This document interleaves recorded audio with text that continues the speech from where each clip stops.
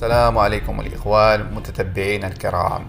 من أرض العزة والكرامة، من المملكة المغربية الشريفة، يتجلى لنا رمز العطاء والوفاء، رجال صنعوا من حب الوطن رسالة، ومن العمل نهجا نعتز به.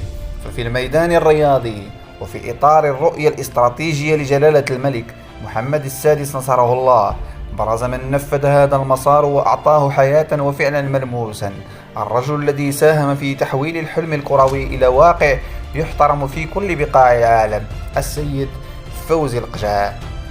برؤيته وإدارته المخلصة وبتطبيقه لسياسة رياضية واضحة المعالم واستلهمت من توجيهات جلالته، أصبح المغرب قوة كروية تفرض حضورها وتخرج آلاف الجماهير للاحتفال بالعلم الوطني كلما حان موعد الفخر. وعلى خط الدبلوماسية يقف الدبلوماسي الذي جعل من الصرامة والدهاء أدوات لإقناع العالم بعدالة موقف المغرب، رجل يعلمنا أن السياسة فن القيام والإقناع.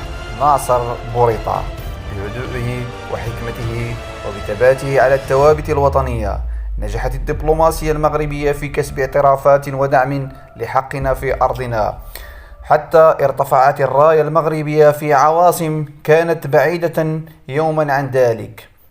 وأمام هذا التاريخ الحي يظل ولي العهد الأمير مولاي الحسن رمز الاستمرارية والآمال الوطنية، ليس قائدا لقطاع ما، بل تجسيد لمستقبل المملكة، يحمل شغف الوطن في قلبه ويحمل مسؤولية الأجيال القادمة برؤية وتواضع. نراه سائرا على نهج والده جلالة الملك محمد السادس نصره الله، ومؤمنا بأن خدمة الشعب هي أغلى ما يملك. هؤلاء الرجال كل حسب مقامه يعلموننا معنى حب الوطن، أن تحبه بكل إحساسك وتخدمه بكل تفاني، وأن يكون هدفك أن ترى شعبك فرحانا وملكك فخور، ومن قيادة تبني مشاريع كبرى في ظل رؤية ملكية، إلى دبلوماسية تحرز إنجازات وصولا إلى رموز تمثل مستقبل الأمة. رسالة واضحة للعالم: هنا المغرب، أرض الرجال، أرض العزة والكرامة. وفي الأخير نشكركم على حسن الاستماع والإنصات، ولا تنسوا دعمنا بلايك والاشتراك بالقناة فضلا وليس أمرا.